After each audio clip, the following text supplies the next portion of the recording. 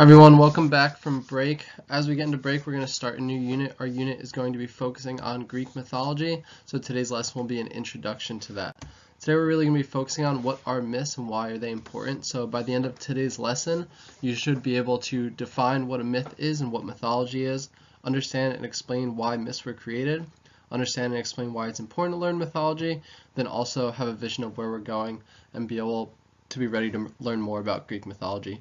We'll keep coming back to this essential question, what are myths and why is it important to learn about them? So starting with myth, what is a myth? A myth is a kind of story, but it has some specific characteristics that make it different from other stories. First off, myths are usually about gods or supernatural beings. They have greater powers and abilities than ordinary humans. Myths usually have a purpose. They usually explain the origins or the beginning of the world and how humans came to be. So it's kind of like a religion for some people, the way that these stories are told.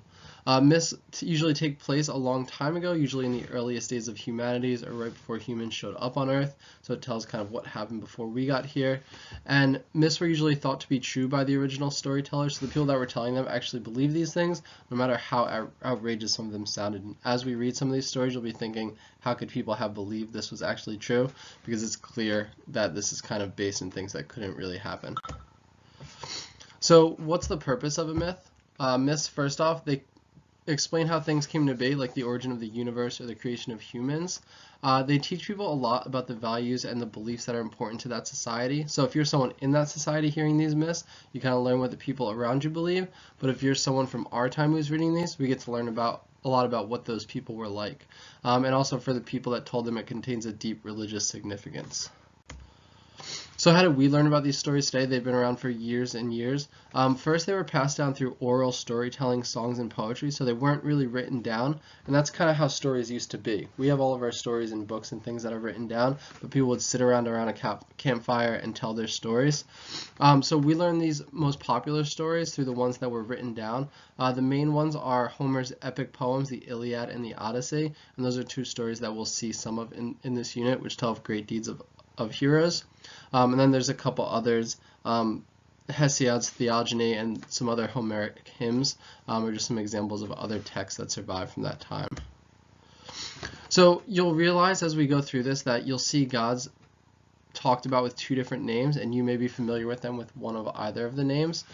So the two names that the gods have are because many gods and goddesses, they have a Greek and a Roman name. That's because when the ancient Romans eventually conquered Greece, they adopted a great deal of Greek mythology and made it their own. So it's kind of the merging of these two backgrounds. And often they would change the name of a particular god or goddess. So for example, the king of gods is called Zeus in Greek, but his Roman name is Jupiter. And then we have Aphrodite is the Greek name of the god for love, but her Roman name is Venus. And then the story, the Odyssey, has our main character Odysseus, but in Latin or Roman, he is called Ulysses. So just keep an eye out for that some gods carry two different names because of kind of the origin of where they came from. So the big question, do myths matter today? Yes, emphatically. I'll repeat that over and over again and keep making sure you guys see why these things are still relevant today. But the most important thing is that they're all around you. So if you are familiar with these myths, it's going to help you to learn about the world around you. If you've ever heard of or worn Nike athletic gear, Nike was named after the goddess of victory.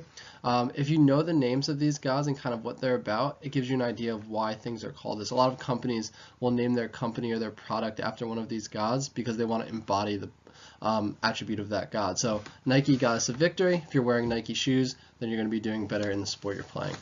What would Valentine's Day be without Cupid? Cupid, or Eros, is the Greek god of love, obviously, so that makes sense. Valentine's Day is our day of love, and we have our god Cupid or Eros.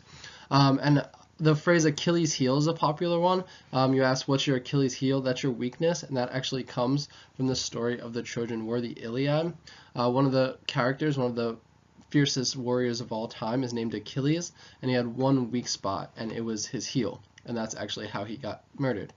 He was shot with an arrow in the heel, and today the phrase Achilles' heel still holds. So these myths, they're all around us today. We'll keep an eye out for them. These references to the different gods are called allusions, and we'll use this figurative language term as we go through this unit a lot, and look for these different allusions in pop culture, in other literature, in TV shows, in comic books, in movies, everything that we see them in today. So just keep that term allusions kind of in the back of your head. We'll keep coming back to it throughout this unit. So here's just a couple visual representations of all the places that gods show up in our pop culture today, and there's tons and tons more than this. I'll start in the top left corner and go around, but we have Nike, of course, I just talked about. If you ever played the video game God of War, that has a lot of its basis in Greek and Roman gods.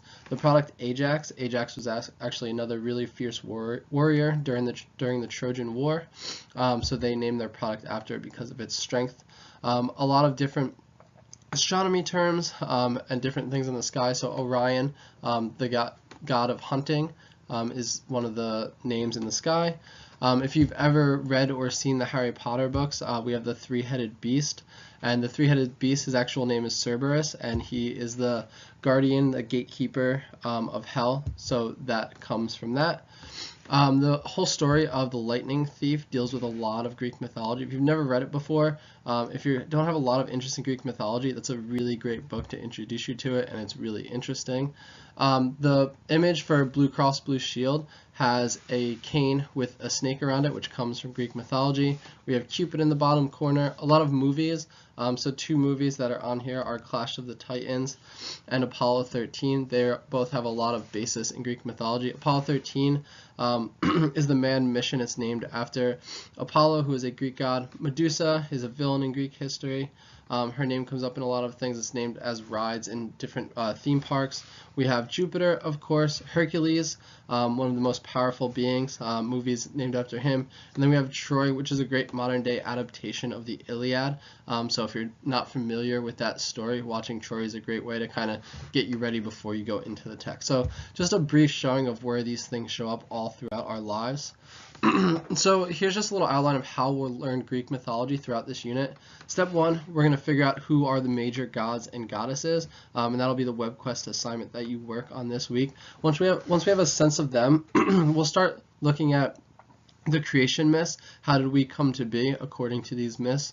And then we'll start looking at themes and author's purpose in some popular Greek myths. There's a lot of shorter myths that we can look at before we move into our longer myths.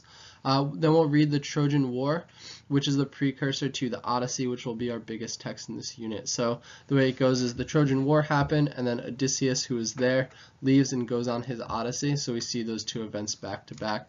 And in the Odyssey, we'll really learn what an epic is and what an epic hero is. So just to bring you back to our purpose for this lesson, we just want to make sure that we have a sense of what a myth and mythology is, understand and explain why myths were created, understand and explain why it's important to learn about mythology, and then also just have that vision of where we're going and be ready to learn more about mythology. So if you have any questions, please feel free to reach out. I'm happy to have you all back from break, and I look forward to looking more into myths with you guys. Thank you very much.